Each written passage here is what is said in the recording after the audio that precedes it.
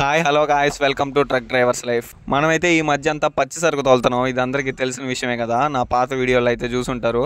మనం ఈ మధ్య అంతా కలకత్తా, పాట్నా, ఒడిస్సా ఈ లైన్ అయితే తిరుగుతున్నాం అనమాట.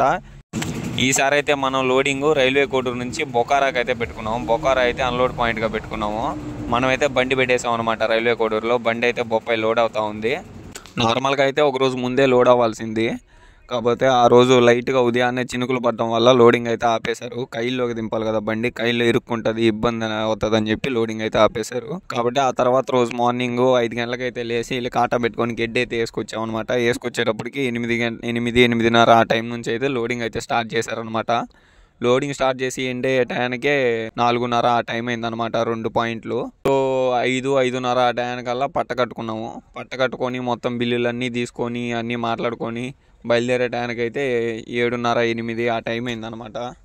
ఎంత టైంకి బయలుదేరాను, ఎంత టైం పట్టింది రీచ్ అయ్యేటప్పటికి, దారిలో ఏం జరిగింది, ఈ కంటెంట్ అంతా నెక్స్ట్ వీడియోలో అయితే పోస్ట్ చేస్తాను.